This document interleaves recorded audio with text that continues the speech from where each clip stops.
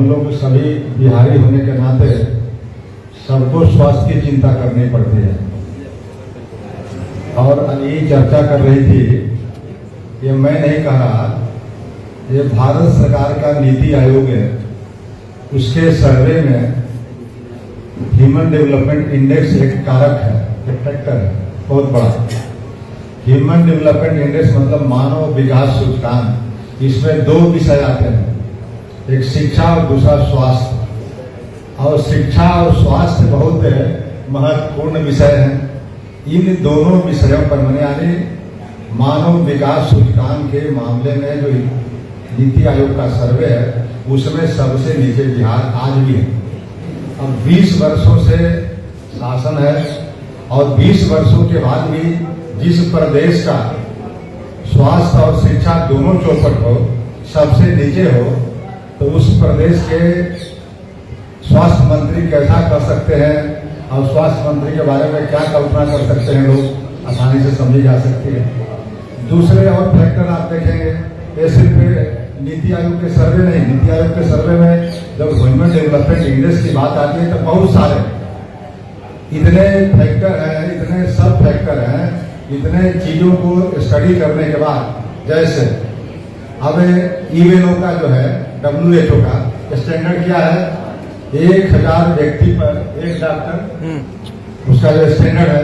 लेकिन ये बिहार में क्या है, इसमें मात्र 2100 कुछ पर डॉक्टर एक है। तो यह जो स्थिति है इतनी गड़बड़, और ये पहले तो और खराब थे, इन्होंने बीच में कोई डॉक्टरों की बहाली किया तब थोड़ा सा इम्प्रूव किया। तो अब बताइए कि बार बार ये मानक जो है आपको बताया जाता है कि एक अच्छा प्रदेश को, विकसित प्रदेश को या विकासशील प्रदेश को होने के लिए यह सब जो जरूरी चीजें हैं वो चीजें नहीं हो पा रही हैं। तीसरी आप बात करें कि बिहार में बजट, स्वास्थ्य पर बजट तो ठीक है, लेकिन उस बजट का लगभग 30% खर्च ही नहीं हो रहे हैं। तो यह भी एक मंत्री की कार्यकुशलता दर्शाता है। और सबसे बड़ी, आप लगातार देखते होंगे कि जो कभी कभी गरीब मरीज होते हैं वो अगर अस्पताल में जाने के बाद उनकी मृत्यु हो जाती है तो मृत्यु के उपरांत एम्बुलेंस प्रोवाइड करने के लिए भी हॉस्पिटल या स्वास्थ्य प्रशासन तैयार नहीं होता है।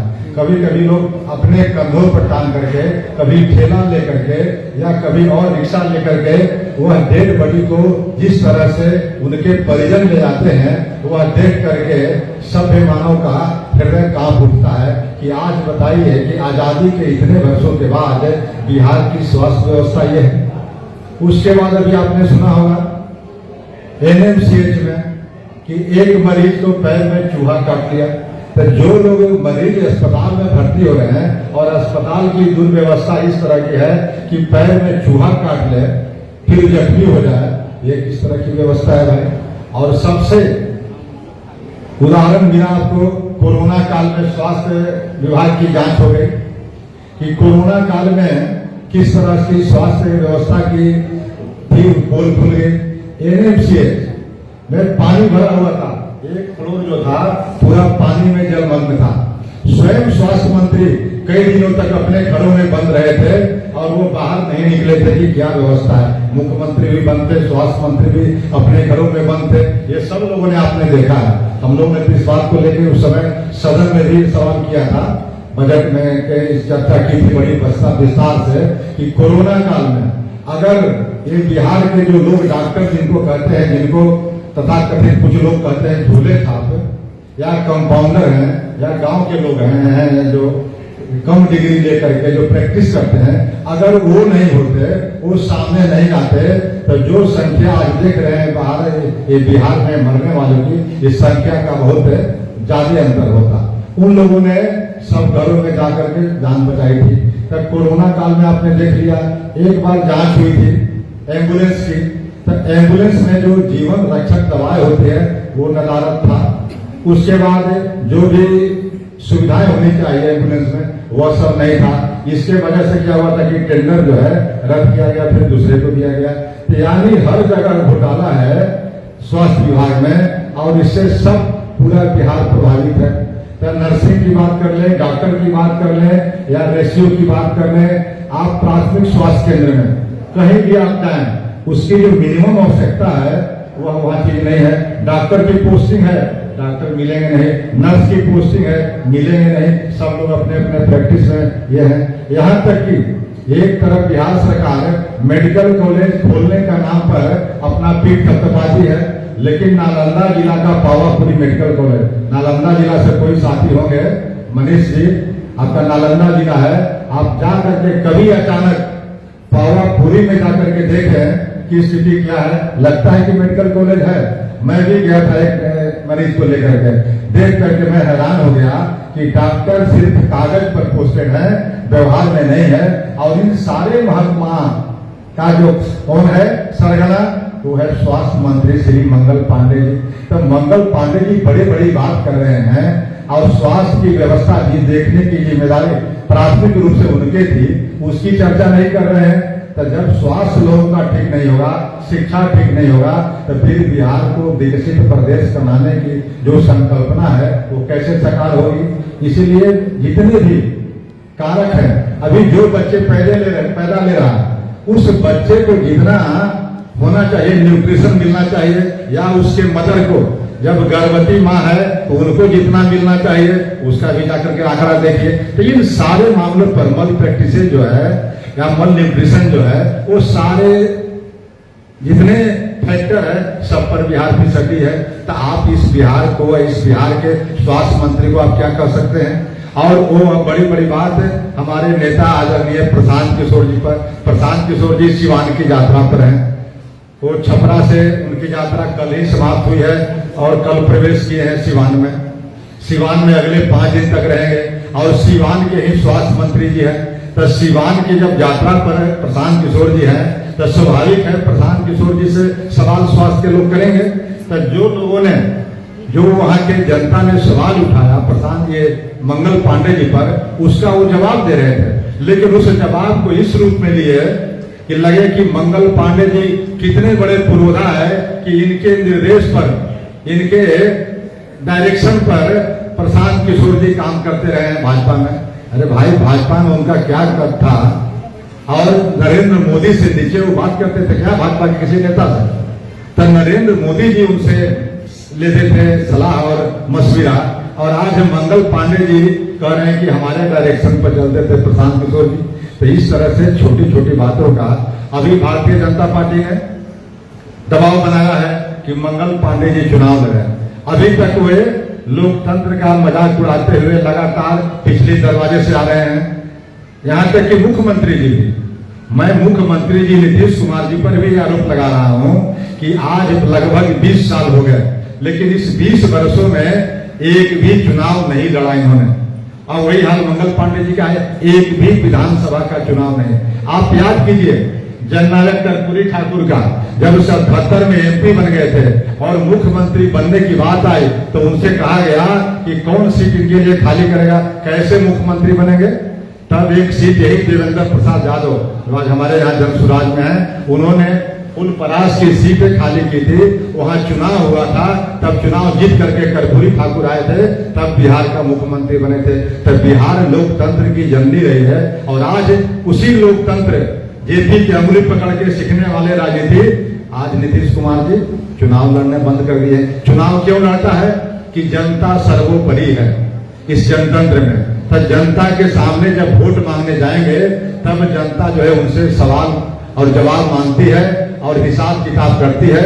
इसीलिए जनतंत्र में सबको चुनाव लड़ना चाहिए और जनतंत्र की खुशबू अगर कोई है तो वही है कि चुनाव लड़ करके जो जीत के आते हैं वही असली प्रतिनिधि होते हैं। उसके बाद वो मंत्री बने, मुख्यमंत्री बने या सदन के नेता बने, जो भी बने। लेकिन लगातार इन चीजों का जो है अवहेलना की जा रही है। मंगल पांडे जी के देखें या नीतीश कुमार जी के स्वयं देखें या कई नेताओं को आप देख रहे हैं कि ये बंद कमरे में जो बैठक करके राजनीति कर रहे हैं, यह राजनीति का तकाजा नहीं है। अगर राजनीति करनी है तो जिस तरह से प्रशांत किशोर 2-2.5 साल से पगडंडियों पर चल रहे हैं, गर्मी हो चाहे जाड़ा हो चाहे बरसात हो, और किसी चीज का परवाह नहीं कर रहे हैं, जनता की सवालों के साथ जुड़ रहे हैं, उनकी समस्याओं को नजदीक से समझ रहे हैं। लेकिन बाकी नेतागण बाकी पार्टी के बड़े सारे मंत्री विधायक नेता हैं, लेकिन कोई आदमी इस तरह से कर रहे हैं। इसलिए इस चीजों पर बड़ी बड़ी बात कहने के बजाय अपने गिरबान में झांकने की जरूरत है कि हम किस पर अंगुली उठा रहे हैं। हमें जिनकी जवाबदेही थी करने की, स्वास्थ्य की जो मंत्री हैं, स्वास्थ्य मंत्री के जिम्मे यह जवाबदेही बिहार के 13 करोड़ जनता ने दी है और 13 करोड़ जनता को मंगल पांडे जी से सवाल पूछने का हक बनता है अगर स्वास्थ्य विभाग में कहीं पर कोई अनियमितताएं हैं तो। और मंगल पांडे जी जवाब देने के बजाय सवाल पूछने वाले को ही कटघरे में खड़ा कर दें तो आप समझ सकते हैं कि यह जनतंत्र का खुला मजाक है। इसलिए मंगल पांडे जी के इस तरह के कृत्यों को मैं निंदा करता हूं और आगे अपेक्षा करता हूं कि अपना जो आपके पास दायित्व है उसको ठीक से आप संभालिए, बिहार का स्वास्थ्य व्यवस्था बेहतर हो। आज आप देख लीजिए पटना में प्रतिदिन हम लोग के पास 2, 4, 5 पैरवी आते हैं। किस लिए कि ये जो बाईपास पर देख रहे होंगे नर्सिंग होम खुला हुआ, वो एक नेक्सस है। वहां से एम्बुलेंस जो होता है उसे जाकर के पार्टिकुलर नर्सिंग होम में पहुंचा देता है, उसको पैसे मिलते हैं और वो चला जाता है। लेकिन बाद में जब मेरे मरीज के रहता है 2-4 दिन तो उनके परिजन के जो बिल आते हैं उस प्राइवेट नर्सिंग होम का बिल देख करके हैरान हो जाएंगे। और वहां पर डॉक्टर भी नहीं है, डॉक्टर के नाम पर पैरामेडिकल हैं और भी कुछ लोग हैं। इस तरह का बिहार में है। और मंगल पांडे जी का घर तो वही कंकड़बाग में है जहां पर ये बाईपास पर मैं बता रहा हूं, वहां से महज 1 किलोमीटर की दूरी पर मंगल पांडे जी का अपना जो है आवास है। लेकिन मंगल पांडे जी ने कभी ये जाकर के देखा कि वे मरीज कौन है? वही बिहार के लोग हैं जो स्वास्थ्य के लिए और सरकारी अस्पतालों में जाकर आप देख रहे हैं कितनी भीड़ है। तब प्राइवेट स्कूलों में लोग जो है प्राइवेट अस्पतालों में दौड़ते हैं। अब प्राइवेट अस्पतालों में जो व्यवस्था है, हम लोग को लगातार फोन करके उनको पैरवी करना पड़ता है गरीब परिजनों को कि इनको पैसा कम कर दीजिए। कभी कभी तो पैसा के अभाव में मरीज को छोड़ता भी नहीं। मर गए हैं लोग, लेकिन उस पेशेंट को अभी हाई कोर्ट का या सुप्रीम कोर्ट का कोई जजमेंट आया है कि कोई भी मरीज अगर मर जाए तो उसको डेड बॉडी को आप कैप्चर नहीं कर सकते हैं, उसको आपको छोड़ना है। तब कहीं बात अभी भी लागू है कि नहीं है पटना के नर्सिंग होमों में। लेकिन इस तरह की व्यवस्था दुर्व्यवस्था स्वास्थ्य में आए दिन देखने को मिलता है। अभी हमने देखा मुजफ्फरपुर मेडिकल कॉलेज में एक पेशेंट मर गया और वह पेशेंट के मरने के बाद वह अपने कंधे पर लाद करके वह डेड बॉडी को ले जा रहा है, क्योंकि उसके पास इतने पैसे नहीं है कि प्राइवेट एम्बुलेंस कर सके, सरकारी एम्बुलेंस मुहैया नहीं कराई गई। तो आज आजादी के इतने वर्षों के बाद भी एक तरफ इतनी बजट है स्वास्थ्य पर और दूसरे तरफ गरीब लोगों को स्वास्थ्य के इलाज कराने में, चिकित्सा कराने में कितनी कठिनाई है और मर जाते हैं तो उनकी कोई व्यवस्था भी नहीं होती कि उनको घर तक पहुंचा दी जाए। इस तरह के व्यवस्था के लिए जिम्मेदार अगर कोई है तो सबसे पहले स्वास्थ्य मंत्री है, उसके बाद मुख्यमंत्री है। और इन दोनों लोगों को बिहार जो आज है नीति आयोग के सर्वे के मुताबिक सबसे निचले पौधान पर है, इसकी जिम्मेवारी लेनी चाहिए। और बिहार की जनता आज लगभग 2/3 बिहार के लोग ये समझ चुके हैं कि अब ये बिहार में बदलाव का समय आ गया है। और बदलाव की बात बदलाव की नारा सबसे पहले जन सुराज ने दिया है।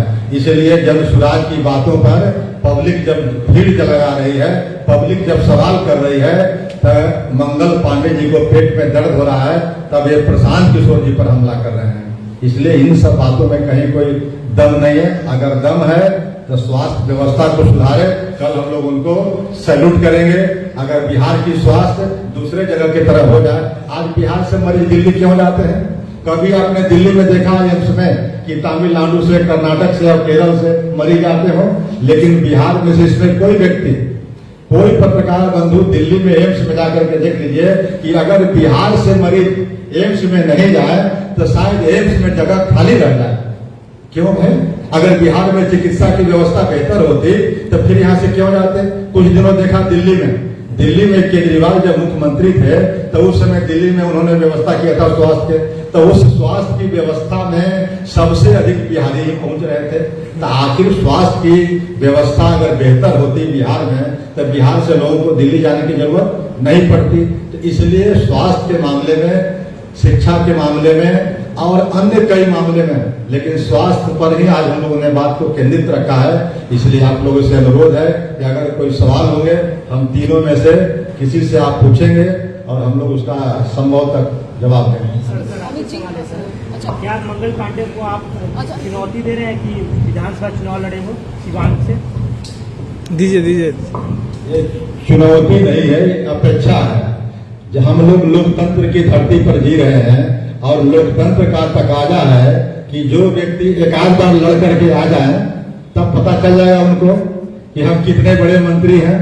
आज तक एक बार नहीं, कई बार लगातार 3 या 4 बार से एमएलसी बैकडोर से आ रहे हैं। तब बैकडोर से आ रहे हैं इसलिए बिहार की जनता को अपेक्षा है कि एक बार सामने के दरवाजे से आ जाए। चुनाव बहुत नजदीक है, चुनाव लड़कर के हम लोग स्वागत करेंगे। सर, एक सवाल मेरा सर आपसे है, आजादी के 75 साल बाद भी अगर स्वास्थ्य पर बात करनी पड़ रही है तो जनता आप पे ही क्यों भरोसा करे? हम लोगों ने अभी अनयूज्ड मेडिसिन है, हम लोग को मेडिसिन की यूज नहीं किया है। 15 वर्षों तक लालू जी और तेजस्वी जी को मेडिसिन यूज हो चुका है। 20 वर्षों से भाजपा और नीतीश जी का मेडिसिन यूज किए हैं। और अगर 35 वर्षों या आप कह रहे हैं 75-78 वर्षों, 78 वर्षों से एक ही दवा यूज कर रहे हैं और बीमारी ठीक नहीं हो रही है, तो क्या दवा बदलना चाहिए या नहीं बदलना चाहिए?